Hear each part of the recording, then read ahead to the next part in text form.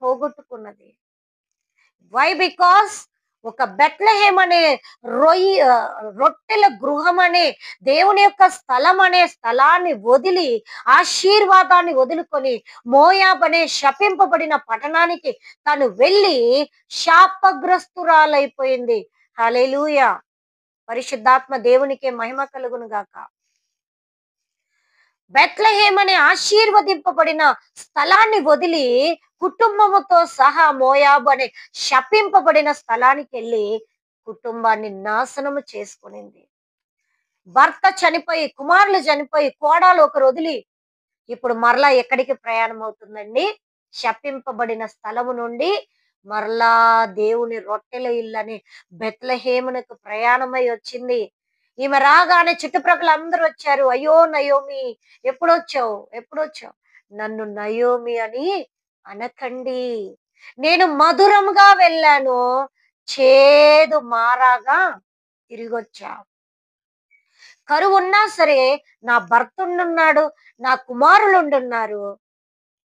కానీ నేను అక్కడికి వెళ్ళి ఆ శాపగ్రస్తమైన మోయాబు దేశములో వారిని నేను పోగొట్టుకున్నాను. వారు నాకు చనిపోయారు. నేనిప్పుడు భ్రష్టురాలనైపోయి మధురమైన నా జీవితాన్ని మారా అనే చేదుగా నేను తిరిగి మరలా బెత్లెహేముకు వచ్చాను.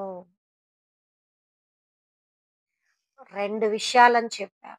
నయోమి మధురంగా వెళ్ళింది, చేదుగా తిరిగొచ్చింది.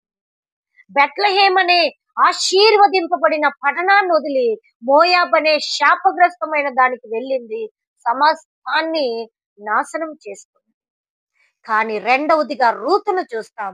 నా అత్త, నా తల్లివి నువ్వే, నువ్వు ఎక్కడికి వెళ్తే నేను అక్కడికి వస్తా. నీ దేవుడే నా దేవుడు, నీ ప్రజలే నా ప్రజలు. నీవు ఏం తింటే నేను అది తింటా, నువ్వు ఎక్కడుంటే నేను అక్కడ. మోయాబ్ అనే శాపగ్రస్తమైన స్థలములో పుట్టిన రూతు అత్త వెంబడి ఆశీర్వదింపబడిన పట్టణమైన బెత్లెహేముకు ప్రయాణమై వచ్చింది. What is the difference between Naomi and Ruth?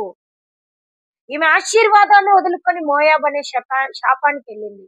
కానీ రూతు మోయాబ్ అనే శాపాన్ని వదిలి బెత్లెహేమ్ అనే ఆశీర్వాదాన్ని వెతుక్కుంటూ అత్త వెనకాల వచ్చింది.